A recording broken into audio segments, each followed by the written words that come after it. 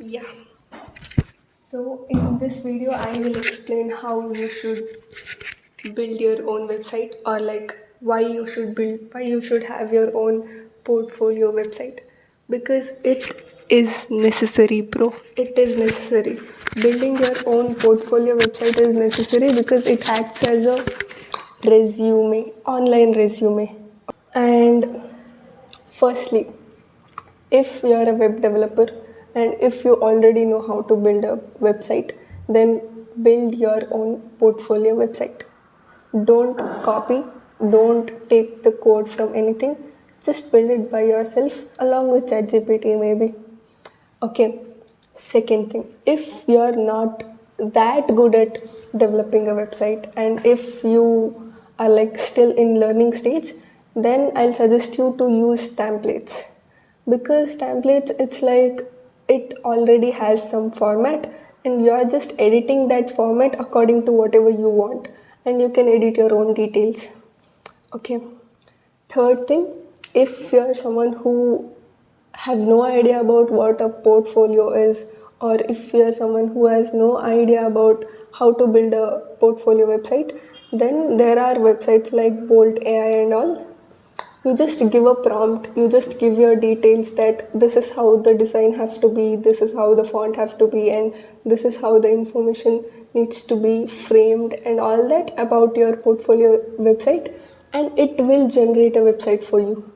You can host it as well in Bolt AI, and there are other AIs as well which you can explore. I'll tell you what a portfolio website is. It is something which tells everything about you, what projects you did, what experiences you have, what certifications you have, your name and your not background, but most of your details. It's like an online resume. So that's why you need to have your own portfolio website. And five main things to remember when you're designing a portfolio website or when you're giving a prompt for a portfolio website. First thing is that photo. It has to be professional photo, bro, because don't keep some silly photos and all. It doesn't make sense because every people will be watching you. So you just can't keep some lame photos, some aesthetic photos. You need to have a proper photo, okay? And then it has to be professional, okay? And second thing, each and every project you mention, you you should also mention the links for those particular projects, like GitHub link. Let's take for example, you've done some project, you have that repository in your GitHub. You have to mention that link in your project section, okay? I won't be just reading you like uh, recruiters will read like, okay, 2 lines about your project is fine. And if they have some link and if they can check out your project, it adds a value, right?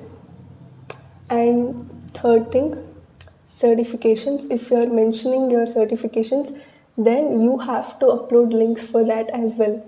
Because you can just upload your certifications to your Google Drive and take that link and you can share it in the portfolio website. You can do that as well. And experiences section also, you have to mention 2 or 3 lines about your experience or the project that you worked on and the company that you worked on and the timeline, everything. Okay. Fourth thing is that keep it clean. Please keep it clean and neat. It should be readable. It shouldn't be like, some boring website with no content, just filling up stuffs. It shouldn't be like that. It has to be interesting. Fifth thing is that try to keep it creative. Try to keep it creative, because my website, it was like few games. You play each and every single game, you unlock some amount of information about me. That is how my website was. And I am still developing that website. I never hosted that website. But you just have to be creative, bro. Even while giving the prompt, just be creative. Okay? Just don't copy other, like you can use templates and you can edit it and you can change the design as well, But just don't copy other portfolio websites. It is like, what's the point in living a life? You're the only person in this world, and don't choose copying, just be real. Okay, so let me check my book. Like, did I cover all the points? Your social media links. That is like necessary, maybe. Like, you can mention your GitHub link. You can mention your that doesn't belong to social media.